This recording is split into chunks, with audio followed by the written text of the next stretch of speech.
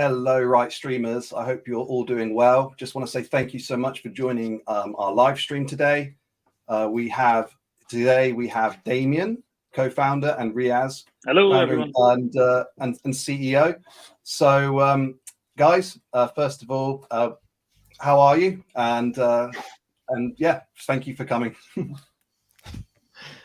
Thank you, Kenny. It's been an interesting 24 hours, Kenny. It certainly has. It certainly has been very interesting. Yeah. So I'll tell you what we want to do. We'll kind of like go through bit by bit, like kind of some questions, and then update everyone on the progress of what we're doing and where we are, and get everyone informed of the next steps. So first, I'd like to kind of like ask you guys what happened on the 8th of January, just so everyone is aware from your words, so everyone knows what's happened. So, Kenny, I know we've talked about a lot about this in the community.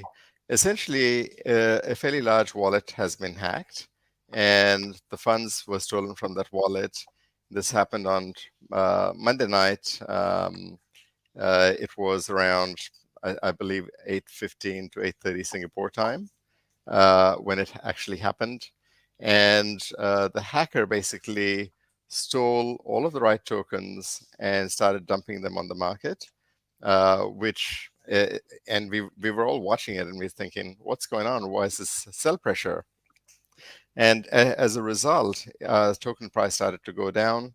I spoke to Damian at that point, and Damian said, look, it looks like one of our the wallets of one of our large holders has been hacked, and let's pull the liquidity so that this guy doesn't keep selling. And at that point, we pulled the liquidity from the DEXs. We informed SEX partners as well immediately. And pulling the liquidity had a good impact that it stopped the guy from selling the tokens on the market. We then discovered that some tokens had been transferred to his MEXC account as well. And we contacted MEXC. They put a freeze on his wallet at that point, which really helped us get the situation under control. And then we went into immediate recovery action because we needed to ensure that our community and investors are protected. And you would have seen a lot of the chatter in our Telegram groups, etc. And I'll hand over to Damian to talk about the recovery actions as the next thing, if that's okay. Yeah, cool. So so the recovery actions, once we investigated what we could or couldn't do with those, I guess, stolen tokens, we met with various advisors, and it just became apparent that the only way to sort of get through this is actually by relaunching our token contract. So as you may all be aware, we actually ceased trading on the SEXs at 6 a.m. UTC time today.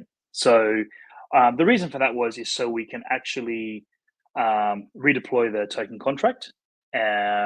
The SEXs all have to do an internal audit on those. We have to do some token swaps, and we also have to airdrop to all of the users' wallets that are trading on the DEXs.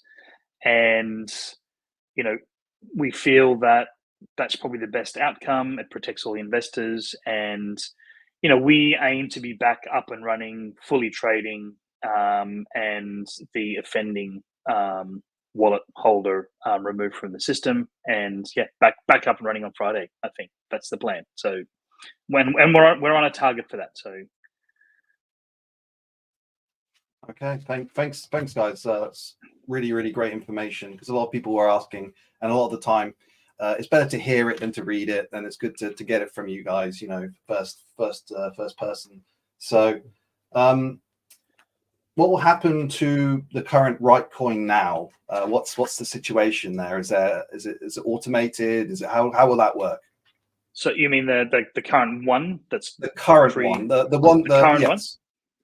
Yeah. So what happens is that token pretty well as of now, or since we ceased trading, has zero value. And the new token will take over the value of the previous token. So as we go to launch, we're hoping to launch at the same price as when this issue occurred. So think of it like a big 48-hour pause in trading, and we just resume as normal back on Friday. So and any of the current tokens won't be worth anything. We will work with BS Scan, and the current contract will be put into vault mode, and the new deployed contract will be the main contract, and that will flow through to the sexes as well. And then as we start trading again, we'll add liquidity pools back into Pancake Swap. So I think for the community with any concerns, you're going to see that we're going to put all those things back in place. So the liquidity we pulled out will all go back in place. They'll go back onto Uniswap, back onto Pancake Swap, and the sexes will start trading with the same market makers and liquidity that we had there before. So brilliant, thank you. A question that kind of popped up quite a few times.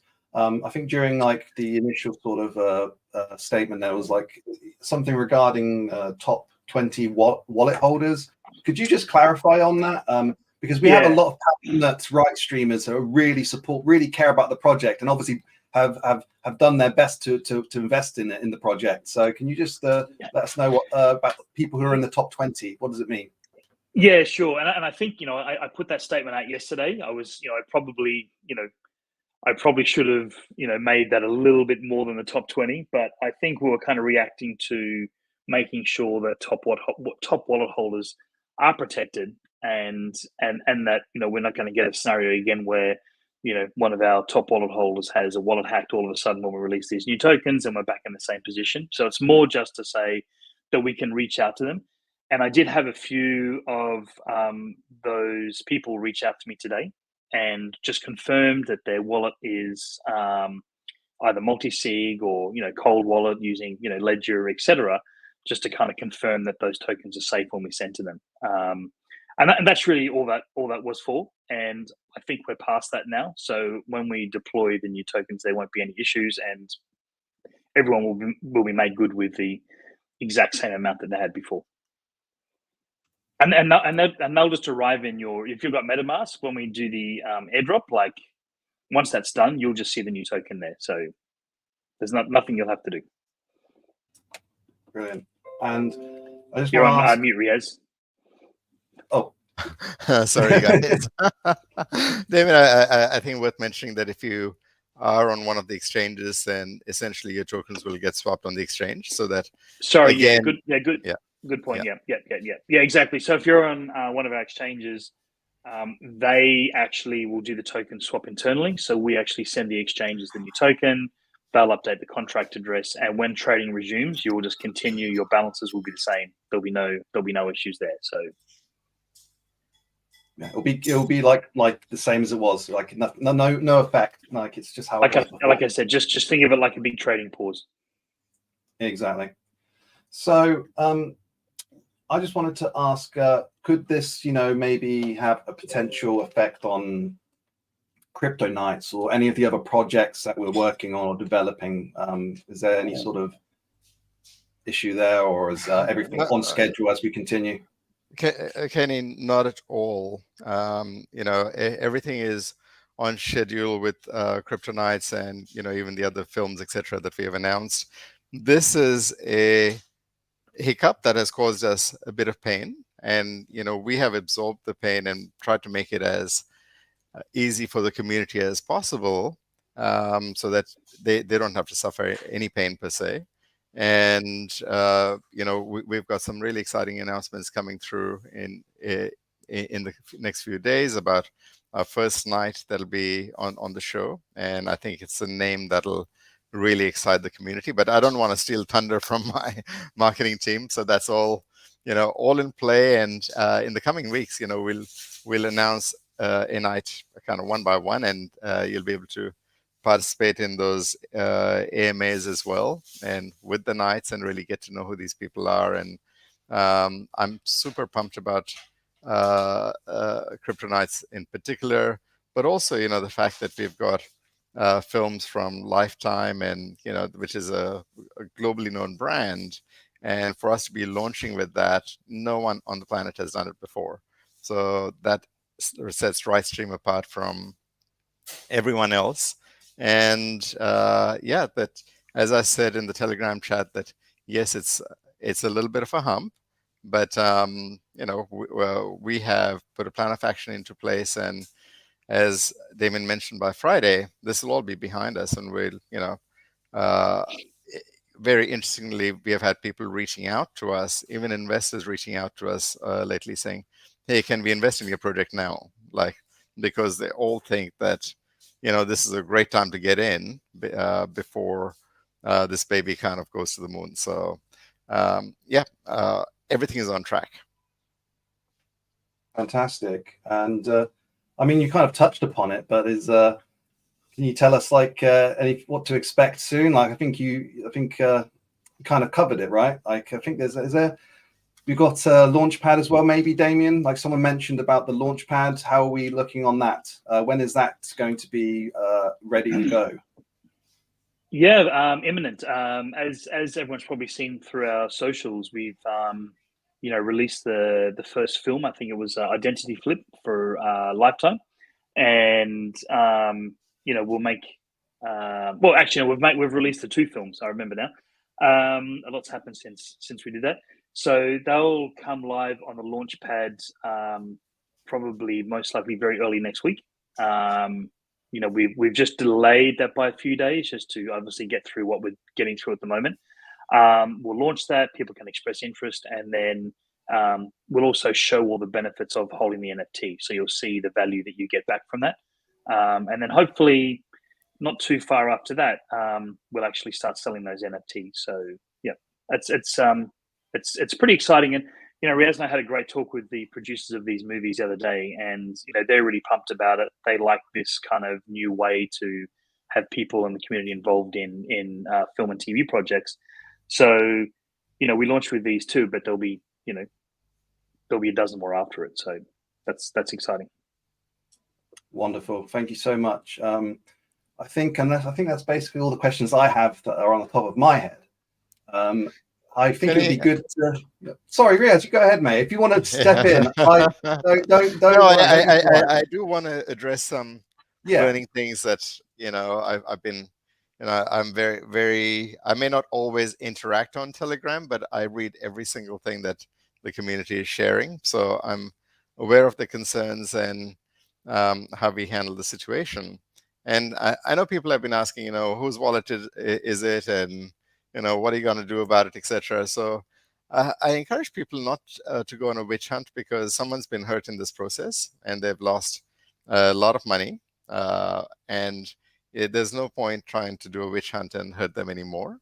It's really about trying to find a resolution, and if anyone should be hurt, is the hacker, and that's what we have to be focused on. That that these kind of bad actors shouldn't be within our industry, and how do we work together to make sure that doesn't happen again. That is what I wanted to add, and I know there's some other questions in here as well. Kenny, if you want me to dive into one or two of them, I can do that. Yeah, Riaz, it's always good to I think what you just said is important, that people do need to realize that as well, that we need to kind of root out these bad actors, these bad people, within our industry, within the communities, because it's important, and we really, really need to put up a light to them. Exactly. So issues like these don't happen again. That it's yeah. So thanks for that. It's good that you chimed that in, actually. Yeah. So, look, I always want to ensure that there's full transparency with the community, that we are building something that's massive. We are disrupting $1 trillion industry, and we don't want to let these things get in the way. And in a very odd sense, when you get hacked like this, it's an attack right on the project, essentially. But it's also a sign that people are noticing that this is going to be huge, and they only attack big projects. I remember when Axie Infinity was attacked, and their founder and CEO was on stage, and he had been up all night, but he basically came up there. I was at NFT LA, and it's like he said, "Guys, I'm so sorry, 20 minutes late, but this is what happened."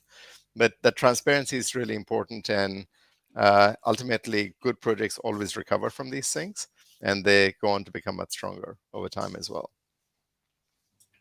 100%. Couldn't have said it better myself. Right, let's take some questions, hey? Or you got some more?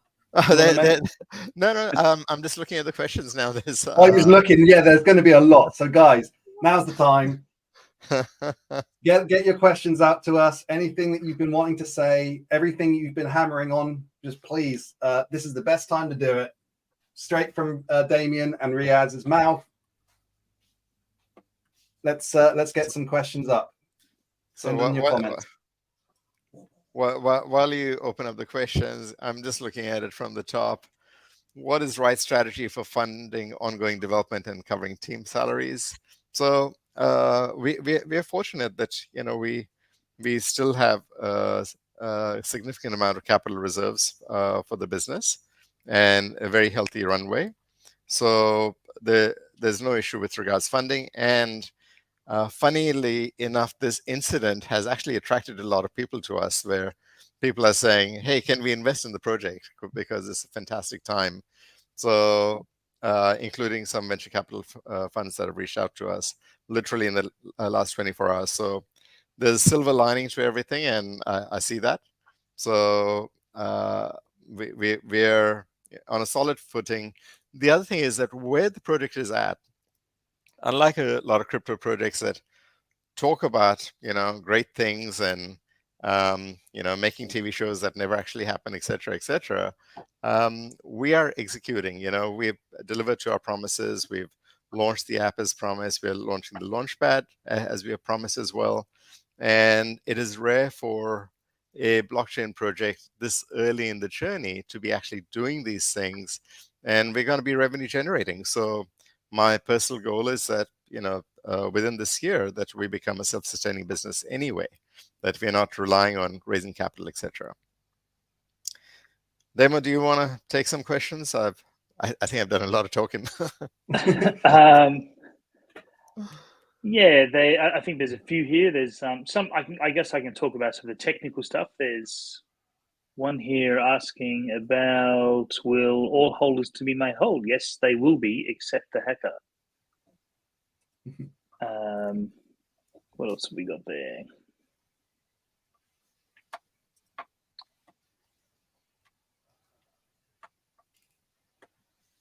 There's another one about how do you prevent it in future, right? And I think Damian's kind of already talked about that we are making sure that our large holders do have multi-sig wallets so that they're not easily hackable.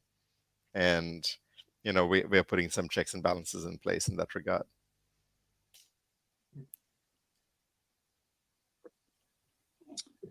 We've got one here which is talking about the Launchpad from Section Red. So those details we will deploy next week. So yeah, so you can make sure you have enough tokens. I think some of the film NFTs utilities will be early access to the film, perhaps even merchandise. And if you're holding enough NFTs, it can be even a walk on to the action movie itself. It can be meet the actors. And then also, post the film's launch will be, rewards based on that as well. So drops of, right tokens or USDT or signed memorabilia from the film. But we will come back to you with a full list of that next week. So, and you know what? If anyone wants to be a producer, this is your chance, because having these NFTs will give you a producer credit, like if you have sufficient number of these. So it's you can short circuit the hard journey of becoming a producer, and get involved in the creative process as well. IMDb. Make it into IMDb. Right. Yeah, that's right. Yeah, I mean, if your names are in the credits, they're forever, right? Yeah. So there you go. They're there forever. You can have your name up in the lights. Absolutely. Is there any more? Actually, we got a pretty nice one here, and I want to showcase it. Okay. Stefano. So it's to you guys. Congratulations, really, because the opinion was that you reacted good and then you reacted fast, and the project's actually only going to get stronger and transform. Thank you, Stefano. That's such a good comment. We love seeing these things because it really, like, when the community rallies behind us, it really helps us. Like, it makes us remember, like, yes, this is why we're doing it. We're doing it for you guys. So it really helps to have you guys rally behind the team, because it means the world to us when we see comments like that, you know.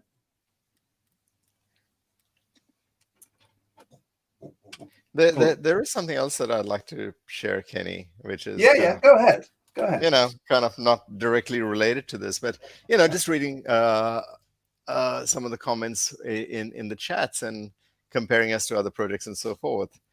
I would strongly encourage our community that we need to be focused on our vision and mission, and we don't worry about what anybody else is doing, because you know, we have a goal.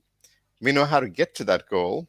We have leadership, we have experience, we have decades of experience that we bring to the table. And ultimately, you know, I compare us to an Apple, effectively. Apple and Microsoft are great companies, but Apple is always kind of focused on its own mission. It doesn't worry about what Microsoft does or what anybody else does. And that's who we should be. Absolutely. All right. So I can see you've highlighted here. There's a couple down the bottom, Riaz. You might be interested in responding. You might be interested in these ones. User. Okay, let me take a look. I used to. Okay, so how do you attract traditional content creators who are used to and depend on traditional methods, example PSP, SVODs, and so forth?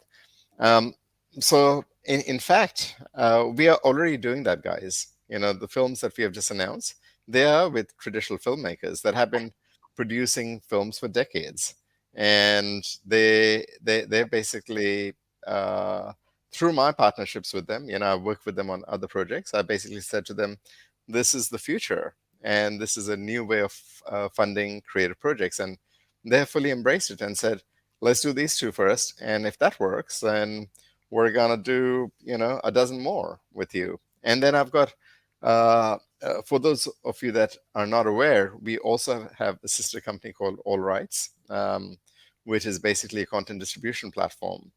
And on that platform, today we have about 5,000 creators on that particular platform. So you can imagine the access that we have to the creator community. No one else on the planet has that. We, in terms of distribution capabilities, we have over 140,000 hours of content on that platform. We are pretty much the largest distributor on the planet of content. And we have access to lots of different outlets. So we are creating an ecosystem here, and we are leveraging our strengths, not just in distribution of content, but, you know, creation of content. We've done this for a very long time. And when we build this platform, it is with the vision that we're going to build something that's extremely high quality, that has curated projects that community can trust at the end of the day, because we're going to be vetting these things. Brilliant. Demo, you want to take another one? Yeah, I think it's highlighted. Got a good one there for me, Kenny. Are you planning to integrate? Yeah, why not? As I guess, as Riaz just mentioned, like the content that we have will be on Lifetime TV. So you know, we do see that ritestream content is shown on the top, you know, 5-10 VOD platforms around the world. Yeah.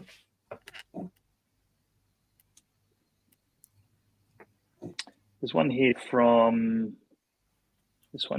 around the airdrop stuff. Just again, I think we've, you know, we do have these messages pinned on our socials, but we worked through all the exchanges today. We've done our snapshot of BSC scan. So barring any, I guess, calculation issues, we'll be doing that most likely tomorrow at some point.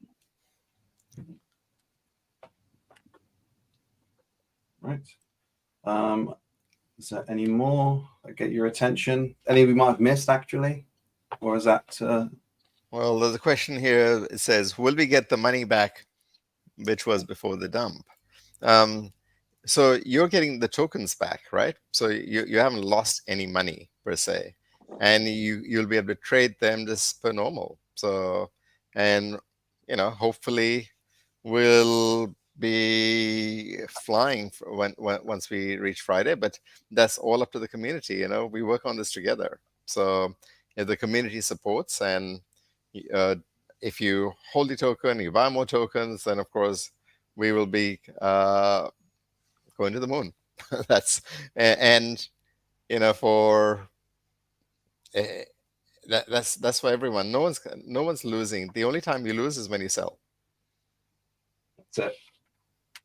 That's it. Oh, this is a good comment here. The ones you love to see.